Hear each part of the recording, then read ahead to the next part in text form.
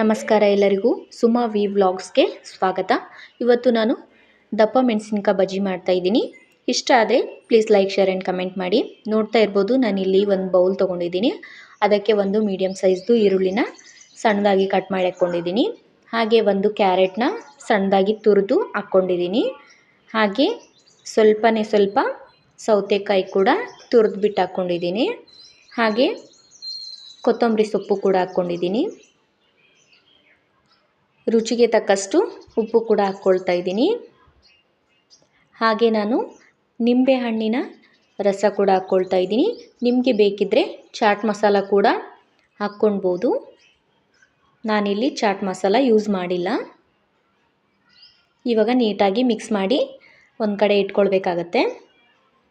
ನೋಡ್ತಾ ಇರ್ಬೋದು ರೆಡಿಯಾಗಿದೆ. ಇವಾಗ ಇಲ್ಲಿ ನಾನು ಒಂದು ಬೌಲ್ ತೊಗೊಂಡಿದ್ದೀನಿ. ಅದಕ್ಕೆ ಸಣ್ಣ ಬೌಲ್ ಆಗುವಷ್ಟು 2 ಬೌಲ್ ಆಗುವಷ್ಟು ಕಡಲೆ ಹಿಟ್ಟನ್ನ ತೊಗೊಂಡಿದ್ದೀನಿ. 4 ಸ್ಪೂನ್ ಆಗುವಷ್ಟು ಅಕ್ಕಿ ಹಿಟ್ಟು ತೊಗೊಂಡಿದ್ದೀನಿ.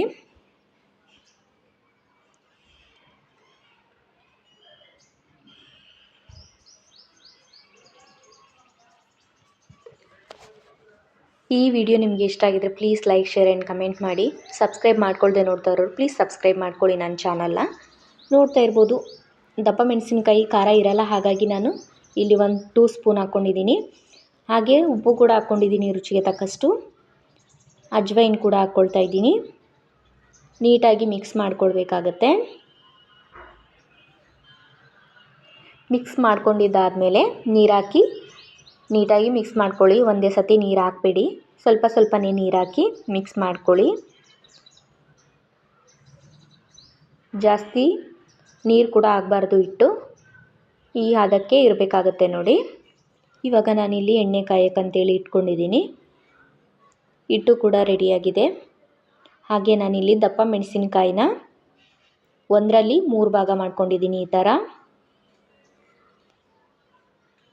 ಹಿಟ್ಟಿಗೆ ಅದ್ದಿ ಎಣ್ಣೆಗೆ ಬಿಡಬೇಕಾಗತ್ತೆ. ಎಣ್ಣೆ ಇವಾಗ ಕಾದಿದೆ. ಗೋಲ್ಡನ್ ಬ್ರೌನ್ ಬರೋವರೆಗೂ ಫ್ರೈ ಮಾಡ್ಕೊಳ್ಳಿ ಆಯಿತಾ. ಈ ಮಳೆಗೆ ತುಂಬ ಚೆನ್ನಾಗಿರುತ್ತೆ ಗರಿಯಾಗಿ. ನೋಡಿ ನೀವು ಕೂಡ ಟ್ರೈ ಮಾಡಿ ಮನೆಯಲ್ಲಿ. ನೆಕ್ಸ್ಟ್ ಇನ್ನೊಂದು ಕೂಡ ಹಾಕಿದೆ ನೋಡಿ. ನಾನು ಎಣ್ಣೆಗೆ ಎಷ್ಟು ಬೇಕಾಗುತ್ತೋ ನೋಡಿ ಅದರ ತಕ್ಕಂತೆ ಬಜ್ಜಿನ ಹಾಕ್ಕೊಳ್ಬೇಕಾಗತ್ತೆ.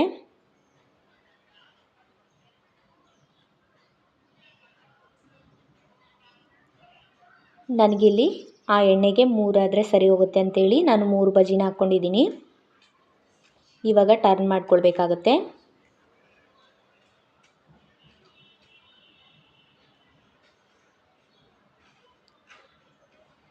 ನೋಡಿ ಮನೆಯಲ್ಲಿ ಟ್ರೈ ಮಾಡಿ, ತುಂಬ ರುಚಿಯಾಗಿರುತ್ತೆ.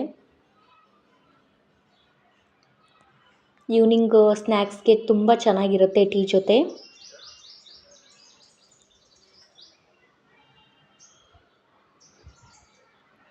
ಹಾಗೆ ನೀವು ಯಾವ ಥರ ಮಾಡ್ತೀರಾ ಅಂತ ನನಗೆ ಕಮೆಂಟ್ ಬಾಕ್ಸಲ್ಲಿ ಕಮೆಂಟ್ ಮಾಡಿ.